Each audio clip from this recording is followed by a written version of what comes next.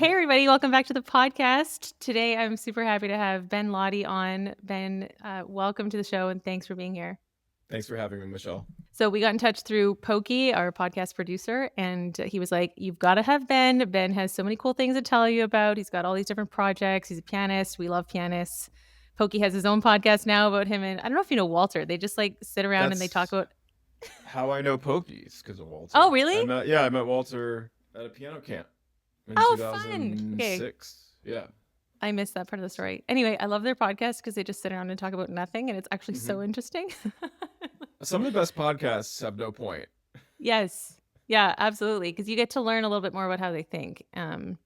So anyway, I think that's what we want our listeners to have from you today, because you are very, not only an accomplished pianist, but you have a ton of other cool projects that you've built into your career. So I would love for you if you could introduce yourself to our audience and we'll go from there.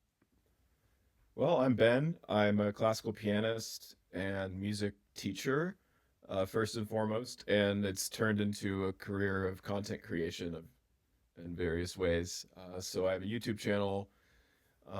And yeah, I suppose I podcast some, but it's just an excuse to make more YouTube videos. Oh, And yeah. I worked for a company called Tonebase for several years, and we made a bunch of piano videos. And that company is, expanding and doing its thing. And I'm trying to go it alone now, and I've kind of started my own content creation business, and partnering with different arts organizations in the classical music space, running my own channel, being my own boss, and trying to see where that takes me. So yeah, I suppose I'm an entrepreneur. Does that count? Yes. Yeah, you're Okay, definitely an entrepreneur. How's cool. your boss? Is he a nice guy? Me? Yeah, not really. I'm really No? exploitative to myself. Uh, Okay. you mean my former boss? No, you said you're being your own boss. So how is he?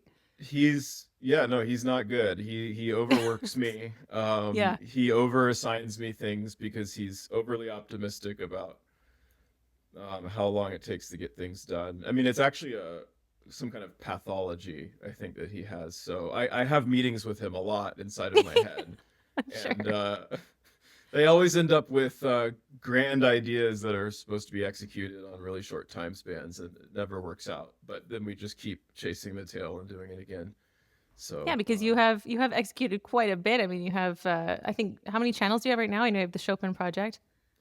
yeah, so I mean, the main channel is YouTube, but there's multiple projects kind of going at once. The Chopin podcast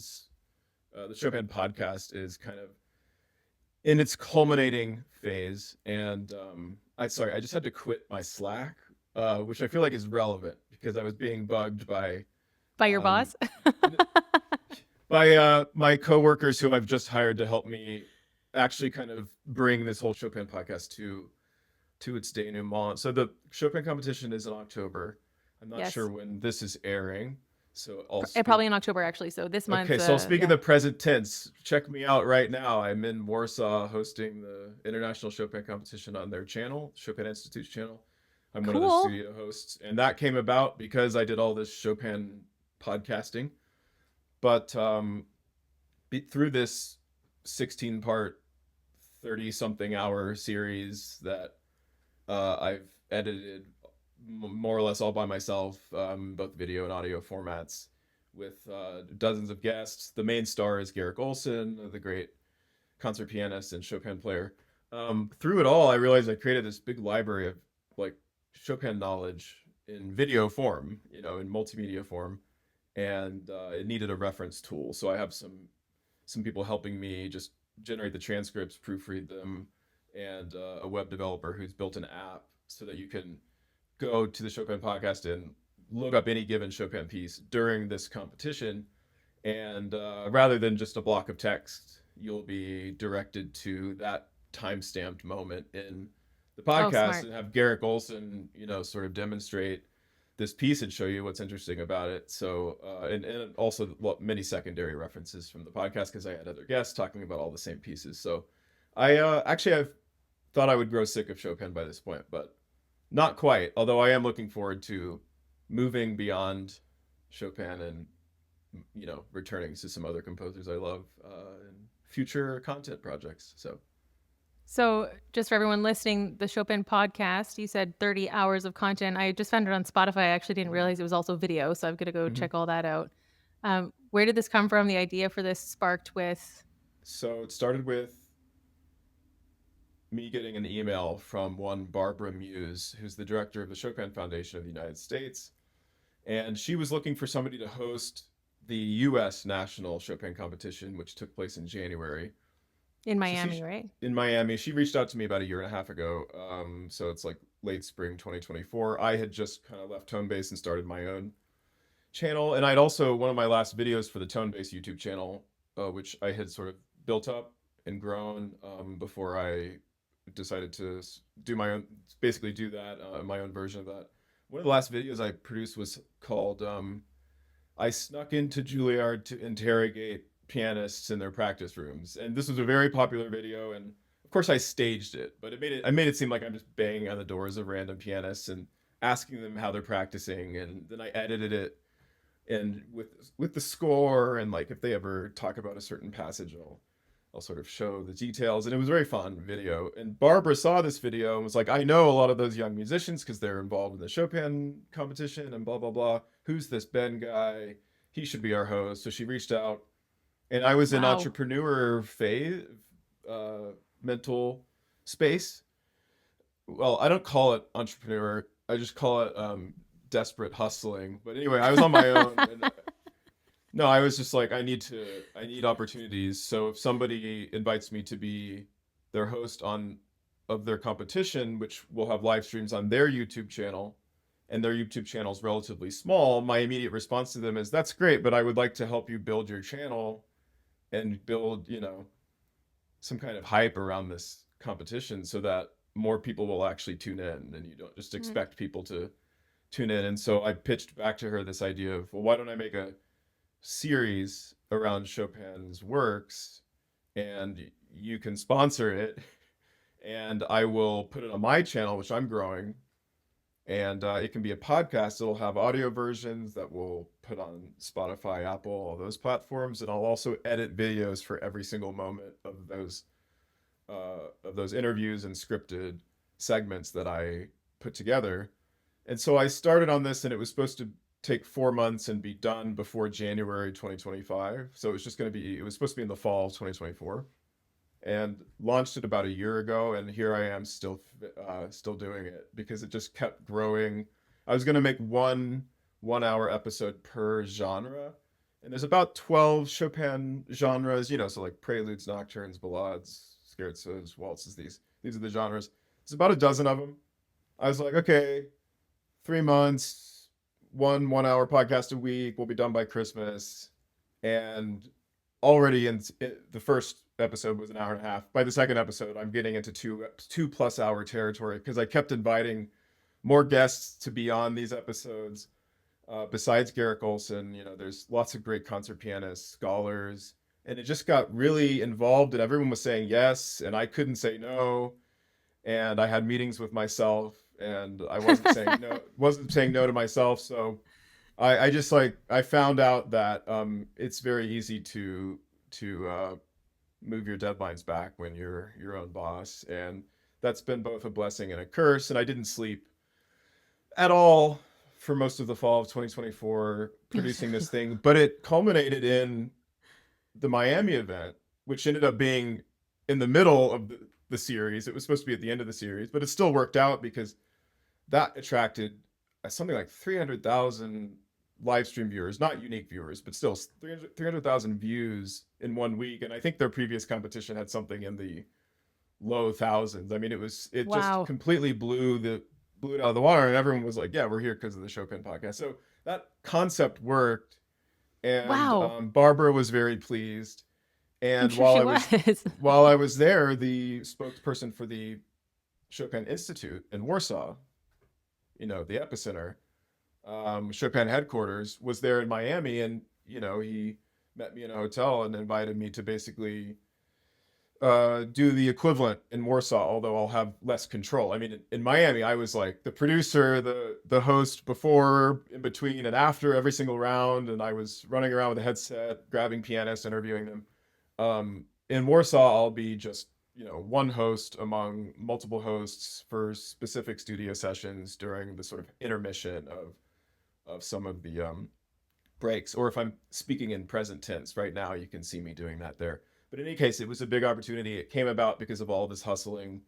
And once that all took place, I decided to extend the series and have it wrap up in the on the eve of the international Chopin competition. So I just finished, past tense, although in my reality right now, I am finishing the final episodes of the podcast. And if it was just audio, I actually would have finished by Christmas maybe, but it was video too, and I masochistically love video editing, which is actually a very tedious thing, and I love making it really fun to watch and stuff. And this has been again something that's really helped my career, but not something I've solved in terms of how to sustain a life doing these things. So I'm hoping this is all setting me up for something that could be more stable moving forward. But it's been a fun ride. So. That's amazing that you have this, this passion for video editing, interviewing, Chopin's music, and then somehow all of that together has led to this massive project, this huge success, 300,000 streams, views. Um, if someone told you, the Warsaw thing is coming, could you have imagined that it would lead to something this big?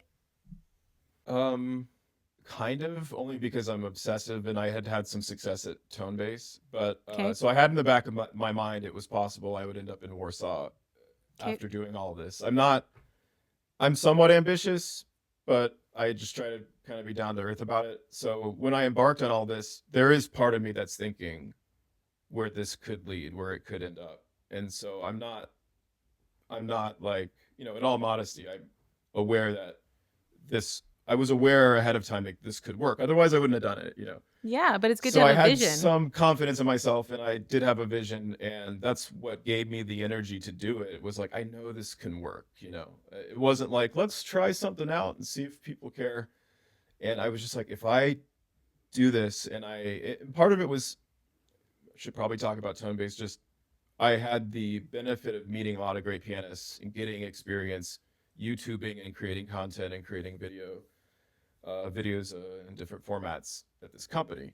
And so I was able to kind of partly ride the wave that I'd already helped sort of create there, and I Because just you took it built their in a YouTube new channel to direction. the first Yeah, 100,000, right? Yeah.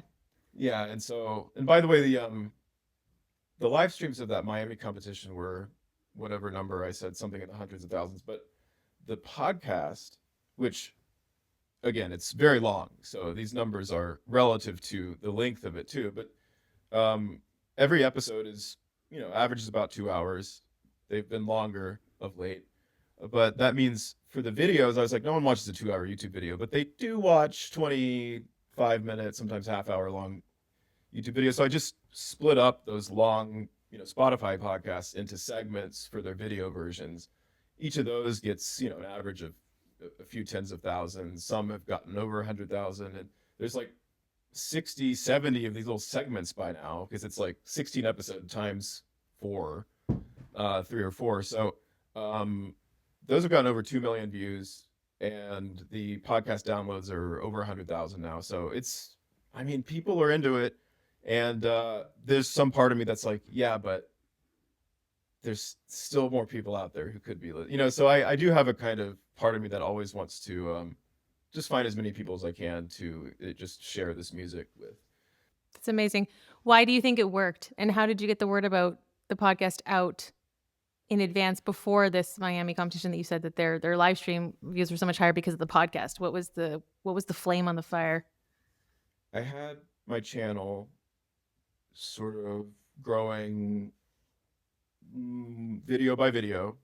That started January or February 2024. So I had just left Tone Bass. People knew me from the Tone Bass channel. And I thought, okay, I'll sort of finish a series I had been doing on Tone Bass on my channel about this pianist Yun Chun Lim, Van Cliburn winner. So I kind of strategically started with him because I kind of knew the algorithm would pick me up, and it did. So the first video did well.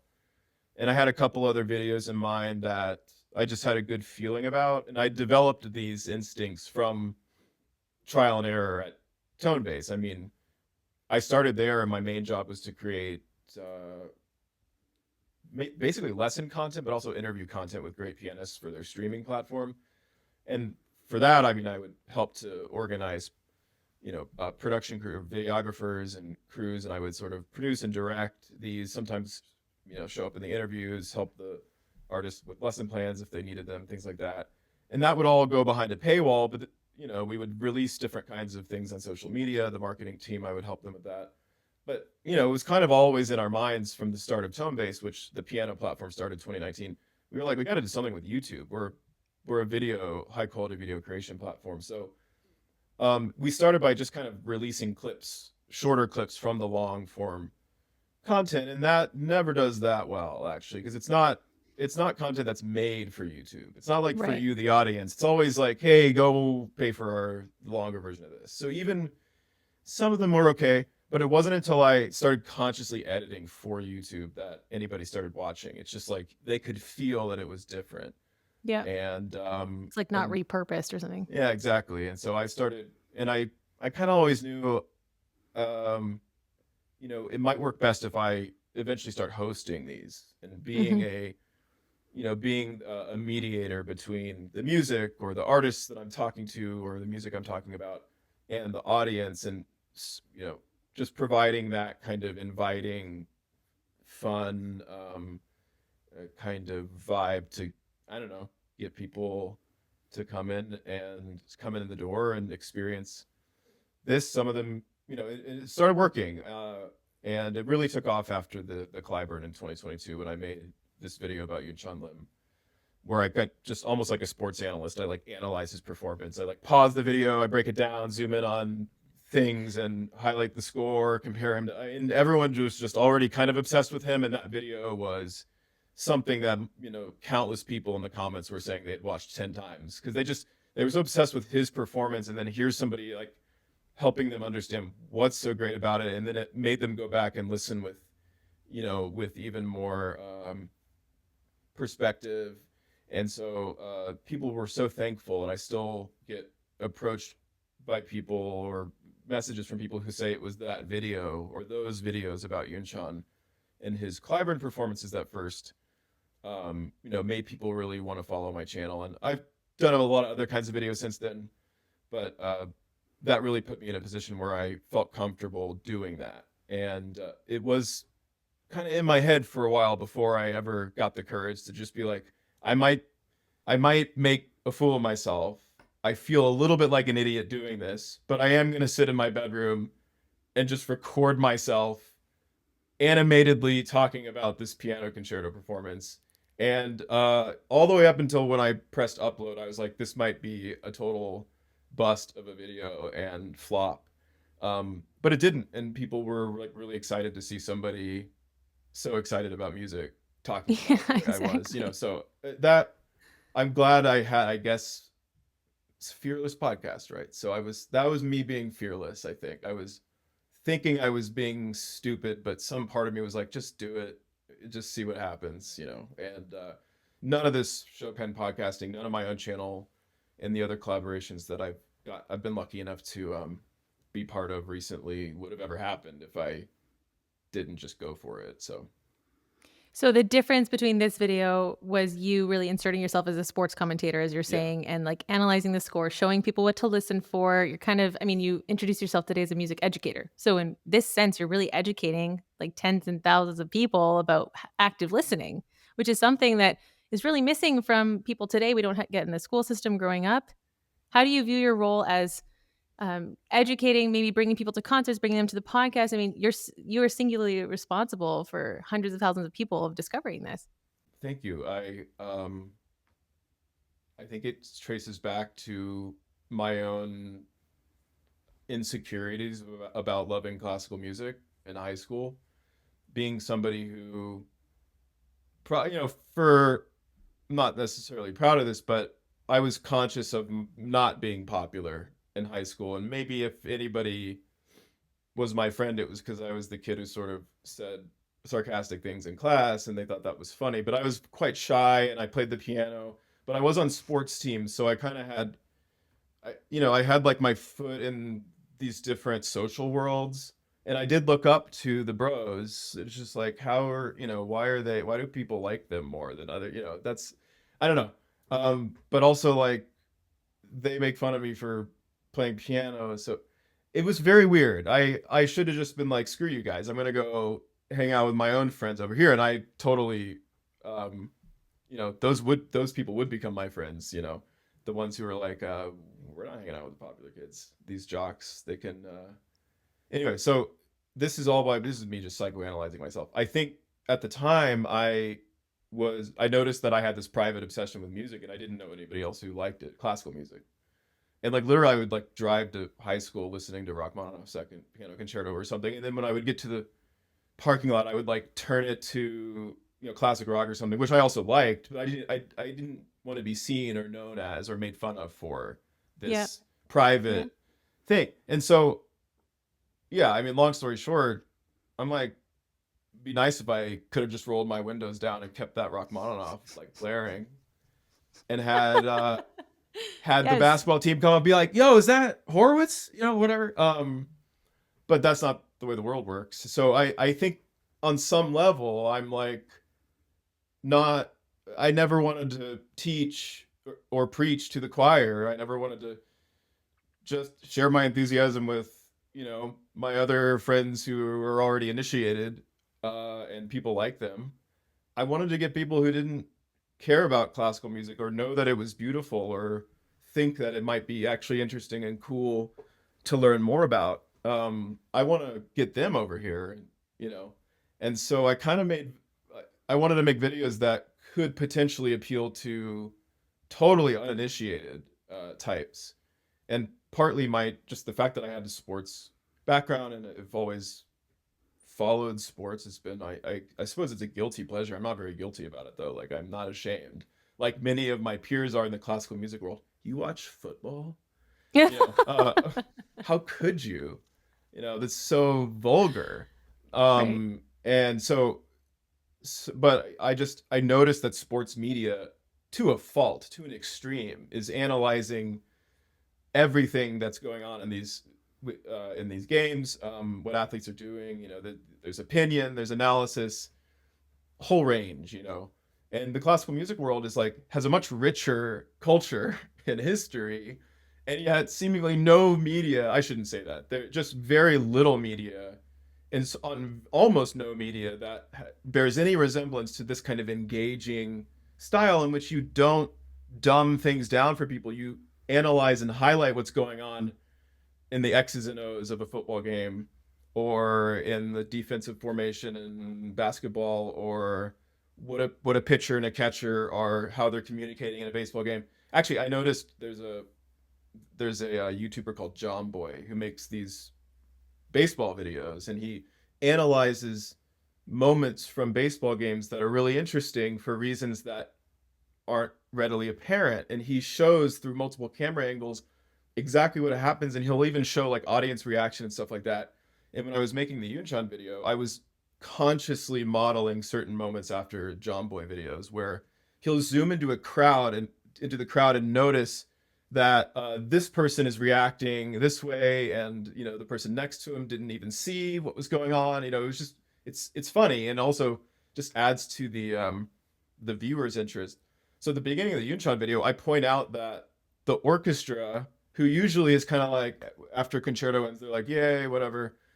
They're just like, a cellist is putting their bow down and like clapping over their head. They're going crazy for him. So I noticed that in the video, as if I was reviewing sports tape. And in this YouTube style, John Boy style in particular, I was zooming in and also just commenting on the whole experience, of being at this like kind of remarkable event, this musical event. But also, you know, going into the music, going into how he played, and what kinds of decisions he made. And so my thought was, why do we need to avoid being specific about musical about what we do in as classical musicians, the kind of things we talk about in studio class and conservatory. There's a thought that that's gonna alienate people. And I Yeah. was like, actually, I find that YouTube's a good medium for taking very highly specialized areas of knowledge, whether it's chess or science or even even sports nerddom. There's a whole world of being too analytic about sports. All these areas, it's just like a perfect medium for casually inviting people into the really Niche. particular niche world. And it could be both niche, but also you can popularize niche worlds with the right kinds of formats. And so I was excited that, and I'm still excited and trying to do more and more, basically on that initial premise. And it's been working to some extent because people are literally in the comments saying, I didn't even know what a Rachmaninoff was, or I never cared about classical music. But for some reason, they say, and I've got these filed somewhere, I couldn't stop watching this video. And it's like, that's my favorite comment. Because it's me getting those people in high school who didn't care about what I was doing and, in my piano lessons to come over and actually pay attention. So yeah, that's really what drives me, I think. This is amazing. There's so much to unpack here. Um, I love this baseball analogy because specifically what you said, not dumbing it down. So there's a way to bring people into our world of classical elite knowledge, education, the rich culture that you mentioned, and make it accessible to them. And you've done that through this narration, talking to them, explaining things, showing things that they might have missed, the reaction in the orchestra. Here's what to pay attention to. It's kind of like when you go to the museum, you get the audio guide because it tells you what to look for. So now you're doing that in a way that everyone's on YouTube. They can get excited about it. Your passion is contagious. This is like, it's like the biggest hole in the market. You've figured out how to, like, we need to go get the people and bring them to the classical music world instead of saying, like, oh, classical music is dying. It's like, no, they just don't know what to listen or look for. So there's a way to go reach them where they're at. And some people have used social media for that, but the argument is usually, as you said previously, dumbing it down or the content doesn't quite fit because you actually just want them to go watch the full video. Mhm. And it's a lot of our colleagues too don't want to post on Instagram because they're like, oh well, the sound is awful on Instagram. I can't let my playing be heard Mhm. because it doesn't sound like me and all this stuff. And so we're trying to wrap our minds around how can you then bring an audience in or build an audience? And it sounds like, I mean, this is the perfect hole in the market.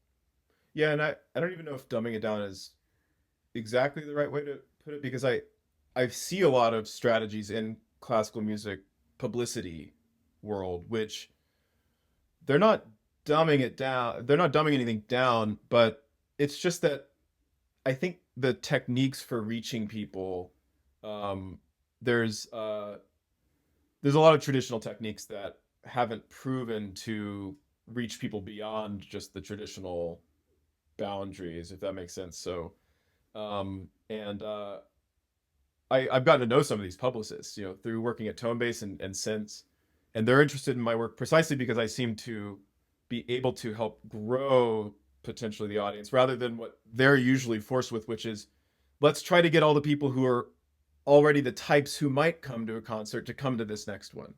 So they're focused on a market that they already see as existing and being yay big, And my thought is like, yeah, well, why isn't it bigger? Just like let's try to open it up more. So, but you do need both. You need both. I mean, you need to be focusing on getting the turnout among those who already love classical music.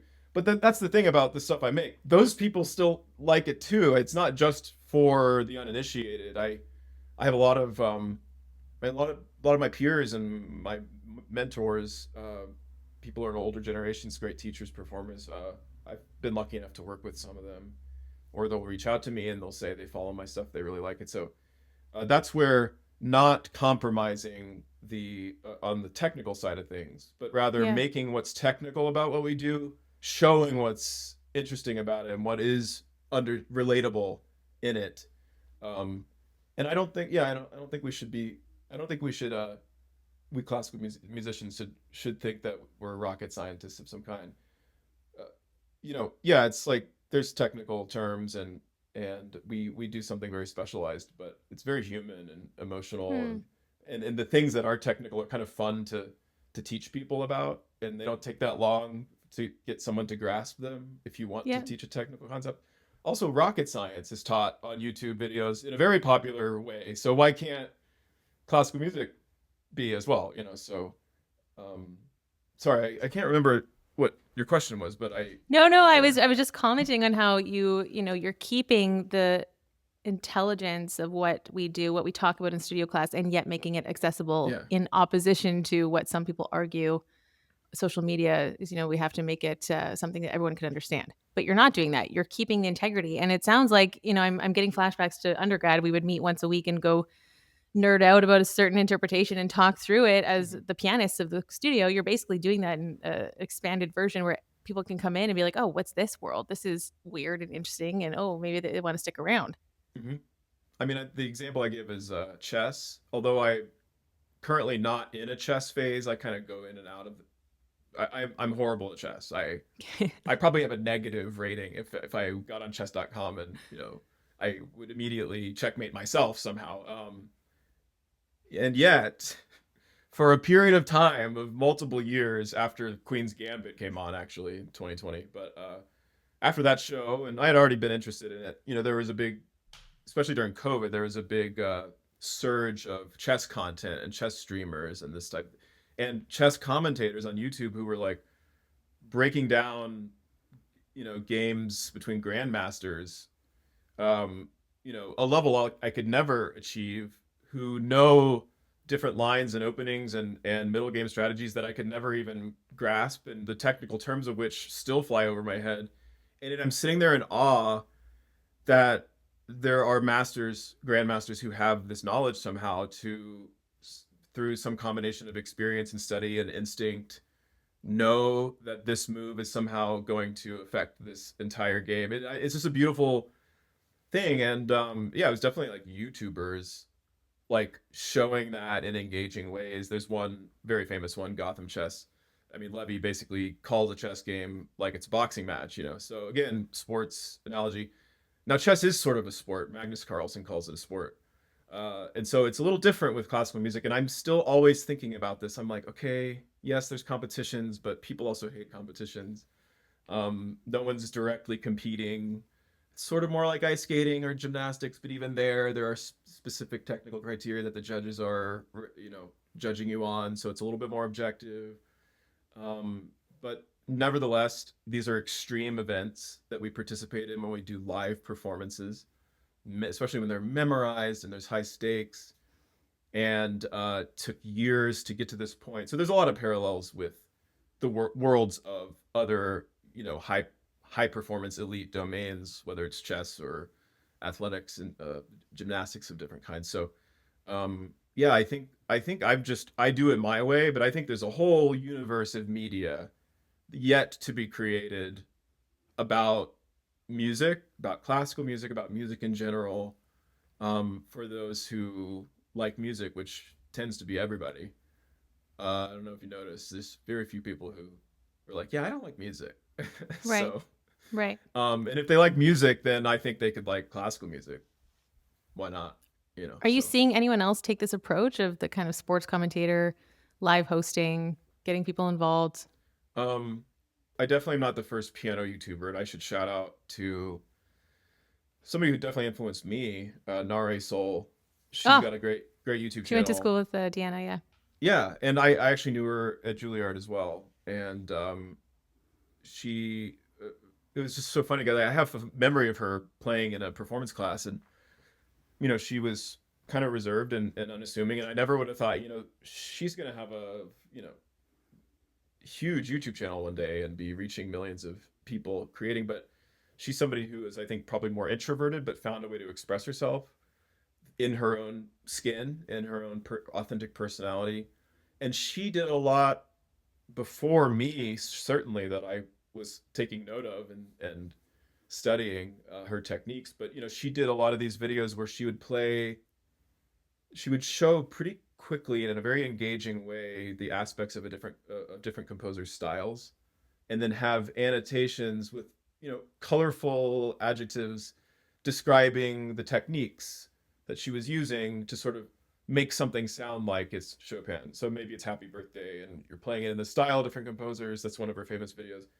And it's not saying, oh, you're using this ninth chord, and it's not using like technical music theory terms, but colorfully describing what are essentially improvisatory keyboard harmony techniques and compositional techniques that are characteristic of certain composers. So she's doing that on YouTube and getting lots of views. And her channel is still way bigger than mine probably ever will be. And she was in that, I would say, that sort of golden age era of late 2010s YouTubing, when finally people were starting to create this kind of thing. And she was one of the first on the scene, I think, to really do it in a colorful, creative way about the piano. And she's also a composer, improviser, is interested in other genres. And so she does a lot of those kinds of things.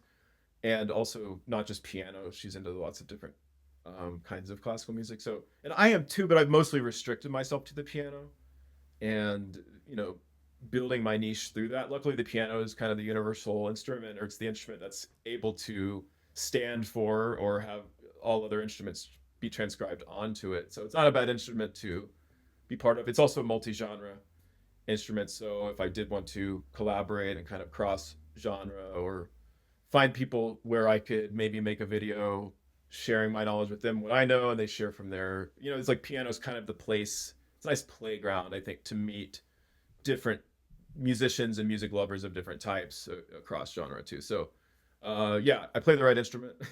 No, but yeah. So I'm definitely, I didn't start this. I think I brought some of my own techniques to it, and I am, from what I can tell in meetings with my boss in my head, I'm obsessive about it. And so I think that's made me just produce a huge volume of this stuff.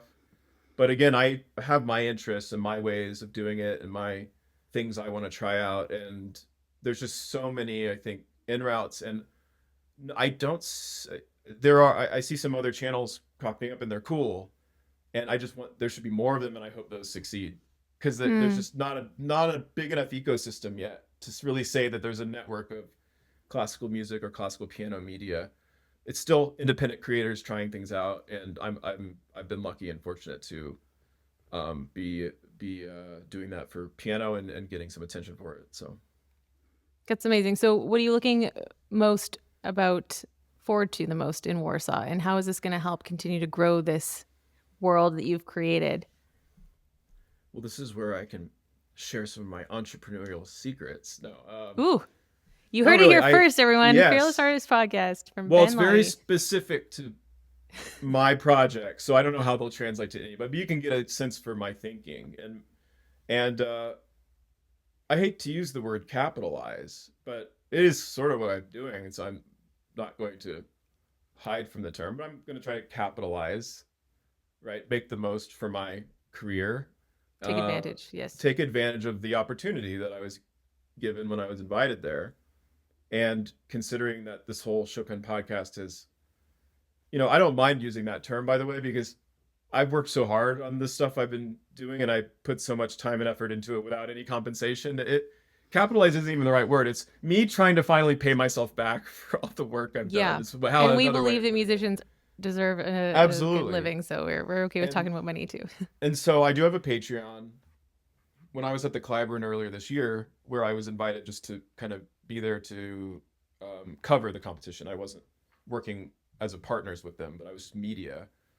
I produced public coverage for my channel for free, but I also did daily recap videos of every single note I heard sitting in that hall in Fort Worth for Patreon subscribers. And then I, posted on my social media, hey, come watch my detailed breakdowns if you're following the Clyburn. And guess what? A lot of people were following it. They wanted to, they didn't see anybody else with a kind of sports highlight commentary and analysis, video at the end of every day of the Clyburn. So I was the only one doing it. And so no competition there. Lots of people signed up, and I was able to sort of expand my community that way.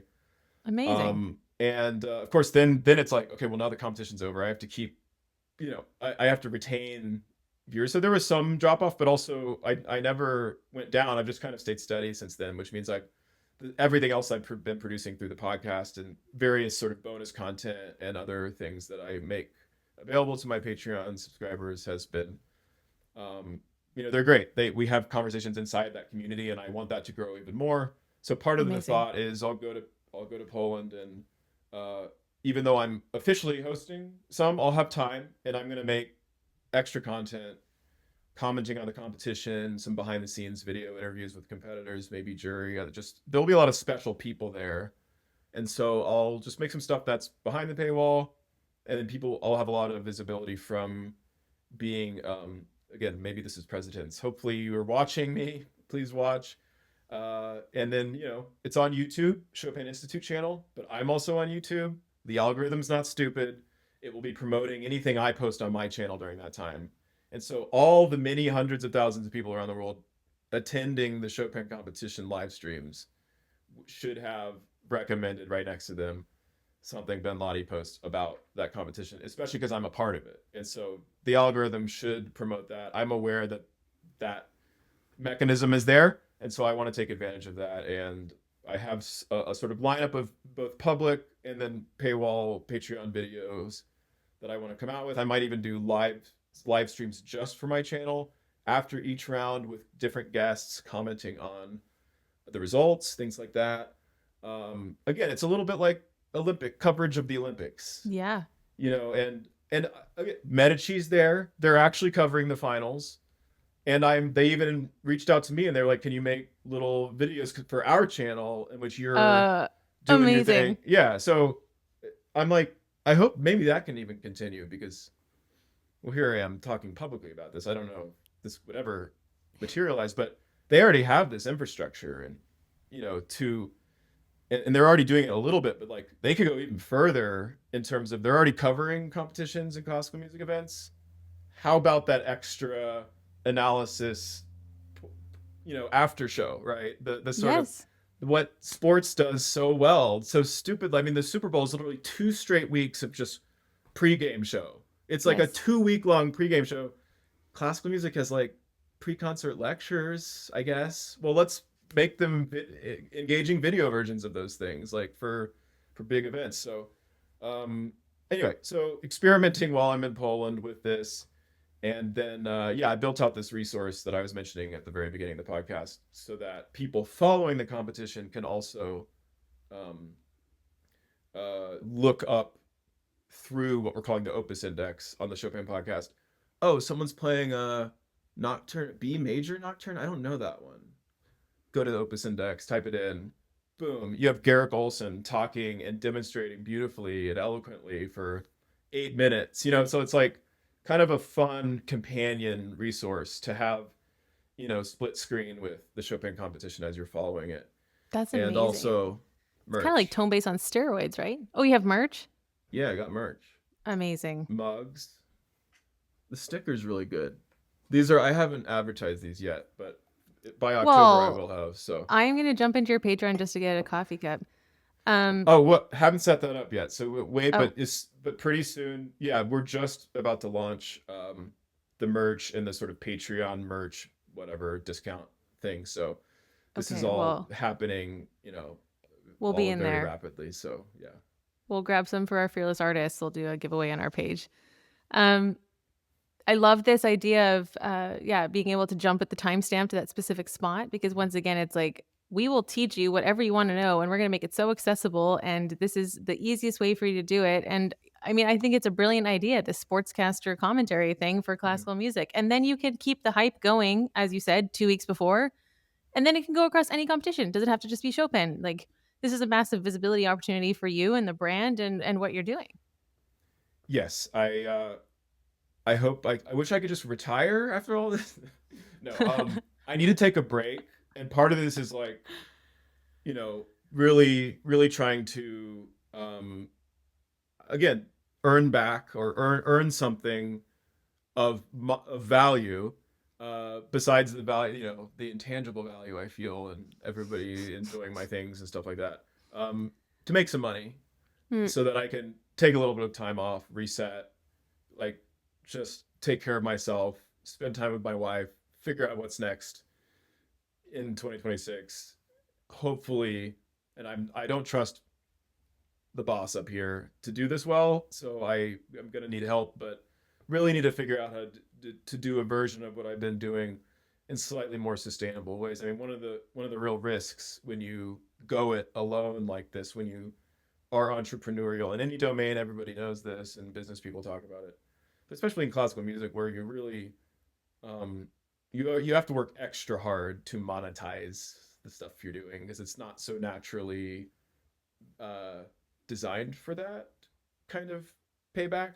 Um, it can really strain you, and if you have obsessive creative tendencies like I do, uh, and no limits to that, and this sense that I always need to do the extra thing because I need to optimize, and there's no natural limits, there's no clocking out. I'm always thinking, I mean, it's not just that I'm physically and mentally working all day. It's, on a specific project, it's that I'm thinking about it even when I'm not working. I'm checking something on my phone that's giving me a notification about it. So I'm truly on at all times. And my body is telling me that's not healthy or sustainable. And so I need to find ways to observe, not the Sabbath, but you know what I mean. Maybe Yeah, rest. I need to You take time need rest. off. Yeah, You and need time have it off. not be like 2 months of time off after 16 straight months of craziness, but like maybe one day a week. I feel like there's a day a week we're supposed to rest. No, but you know what I mean. Like I actually need to structure Absolutely, that yeah. into my life. So I have No, thank no you good for advice for any of your listeners about that because I'm still figuring it out myself. It's no, I really hard. appreciate you bringing that up because rest is something we talk about a lot to avoid the burnout, avoid the mental overload that you're describing. Um, is YouTube not a good monetization source then, even with the views that you're getting? No, because I use a lot of copyrighted content and I get content ID claims. And although I dispute most of them in the name of fair use, um, still many of them are rejected. Many of those disputes are rejected. I don't get copyright strikes because it simply demonetizes the videos. Okay. But unfortunately, I think one of the appeals of my videos is that I'm commenting on real performances that other people own. And it Right. is what it is. I'm grateful that YouTube even has a system on the back end now to handle those copyright ID claims because in the 2010s they didn't, and it was very dangerous for creators. But now they have a buffer and a system so that creators can create and for the most part only risk demonetizing individual videos, and some of them still get monetized. Some fair use appeals are accepted, and I even have found partners among in the record industry, and I'm in contact with them, and they've permitted. I mean, Chopin has been very gracious, the Chopin Institute, in allowing me to use lots of video from their past competitions. For example, I'm in touch with representatives at basically, I mean, Universal Music. I mean, the big bad guy. No, I shouldn't say that. Lots of good people working in their various classical record labels who are just trying to sell uh, uh, classical music records, and actually they are more and more embracing of what I'm doing because they realize it's good for them too. Like, hey, maybe Yes, we they're should bringing let this massive guy, audiences. Yeah. yeah, maybe we should let this guy do this and not demonetize him even, or maybe even share revenue or whatever. There's different options because he's like literally giving us publicity about this album or whatever. So some of these are now it's reaching the point where people are like Decca, Deutsche Grammophon, getting messages from them. If we send you this box set, will you make a video about it? So I don't know if I'm gonna be able to do these kinds of things, Yes, I will. but And here's my yeah, fee. yeah, exactly. Or could could you ask me about some other art? Like I have to have some organic interest in the topic or the artist. It would be very hard for me to make a video and be honest if I don't have any opinions about Clout, yeah. or strong feelings or the kind of feelings that they would want me to have if they wanted it to be positive. So it's a tricky business because some the people are when you're trying to market something, you're not necessarily going to want to go to an opinionated independent creator to comment freely on it unless they're going to comment freely in a positive way. But how can you be sure of that? So it's tricky, and I've been trying to figure this out too. And it can get me into a little bit of trouble. Like I want to preserve my independence as a voice in the classical music world, but I also want to help those in the industry out who are promoting all of this great art form through existing media and existing channels. So there's some contradictions there that I'm working through, but that's just I think part of the challenge There or has to be a the way that fun you of could get this. a cut of tickets sold because people came through your channel. Like if you had some kind of code that you could track like tickets to the competition, either live in person or online, people paying the competition that they're watching, you can track that they came through you, so you get, a cut of that. I think this is where I hire you, Michelle, to come up with these ideas for me. No, I'm serious. Like I sometimes have this kind of thought that you just had spontaneously, but like I'm so focused in other areas that I started my own LLC and I'm the most irresponsible business owner I've ever met. Just because I don't know what I'm doing. I'm a creator. I really I need help. I need help from people who do think in those ways. And so I have a feeling that there's a lot more value I could be getting back, or while whatever ways of monetizing the stuff that I do that I have not even occurred to me. And my wife would be very happy if I figured out more of those ways, or more of them occurred to me. But I'm doing the best I can. But that's actually a really good idea. I haven't figured that out yet. Like, how do I? That's for after all the Chopin stuff. I can Yeah, kind of after settle after down, Warsaw. Yep. reflect, be like, all Yep. right, Time off. what have I made here? What can come next? And also, who do I want to work with? Like, what other people in my Can you world? partner with? Yeah, and a lot of Yeah. classical musicians who are really smart, who have other skills that would lend themselves to this, that would be cool to work with. And some of their skills might be more on the sort of business side of things. Mhm. Mhm. I'm a conservatory grad who was good at video editing and content creation. There's other conservatory grads who have other skills, and we should probably be uniting in more ways to also sort of combine forces and help each other out, which I think is maybe one of the missions and benefits of your work as well. The I think community, too. yeah, So and yeah, just coming back to you in high school, I mean, we've chosen a career that's very isolating. We lock ourselves in a practice room. It's a very niche thing to be interested in. So it makes sense that, we have to be alone to work. So it's very lonely, that feeling. So we love building the community to be able to find people with great ideas. Um, I'm excited for your time in Warsaw. I'm going to be following. We'll be sharing it on all our channels and supporting you. And yeah, I just want to thank you so much for all of your thoughts and time. I have 1,000 more things to ask you, but maybe I'll have you on after the Warsaw competition to get your feedback on that. yeah, I feel like we didn't talk about enough things, and I just talked about myself the whole time. So No, but I love it. I love it. thanks It for was so indulging me. awesome. No, uh, it was great. And but I just want to tell everybody listening, can you just tell us what's on your shirt because it's so cool. it's really stupid. I don't even know. I would never wear this one on my.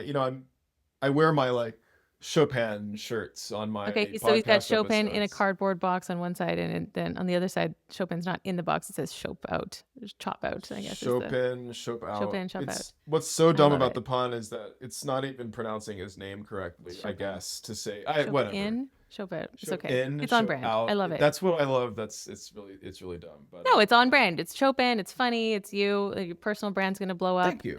Just want to encourage you to keep going. I think you've hit like a total gap in the market. This is super fascinating. A lot of people are going to catch the fire and go for this. I'm definitely going to be checking out your YouTube channel more and more after this and listening to these 2-hour podcast episodes. Um, if you had an action point for everybody listening today, what would it be? Can you define action point for me? Is that like an They have to action do something. You item just like that gave comes us at the so end of a much meeting? wisdom and Hmm. information about how to think outside Something of just. I mean, we tangible to didn't even do touch about next. your Yeah. your piano career, but you know, for everyone listening, what I mean, their action point can just be to go follow the Chopin competition and watch Oh, it's not your like commentary. advice for action points for them in terms of what might be um, good steps in their own careers. It's Yeah, something but it related could to. be super inspiring to watch you do your thing and you being Well, in I your zone of genius. So I don't want to make it about that because you've now okay, listened to me for an hour talk about how you should go watch Chopin podcast. So maybe just to generalize an action item, if you have any creative instincts, and I think something that's really helped me and that I wouldn't be able to do anything without is I'm a writer. I write everything down. And so if you have a thought, even if it's half baked or one quarter baked, or you think it might never amount to anything, but it excites you in any way. If you have ideas, creative ideas, even in their germinal phase, just write them down. Have a place where you are always in. interacting with yourself and in conversation with yourself. And I just have endless notes with ideas I've developed that will never see the light of day, so that a few of them can. And so my action item is write more, and if you're young, read more, because I'm not singling anybody listening out, but I've worked with a lot of younger people lately, and I don't know if I'm overgeneralizing, but I've been dismayed at the level among even very smart students at their writing levels. They're extremely poor. And especially with AI creeping in, I wonder if we're just not reading and writing anymore. So I think my action item, if it is even the right kind of thing to have for an action item, is uh, be a writer, be your own writer, and take notes, and be able to formulate your ideas, and it will take you very far, because that's the foundation for expressing yourself in whatever ways you might end up doing creatively and professionally. I think it's brilliant. Thank you so much. Everybody listening, go follow Ben Laude on Instagram and, of course, YouTube. Ben, we look forward to seeing you in Warsaw. And thanks for being here. Thanks, Michelle. It was a lot of fun. See you guys. Be fearless.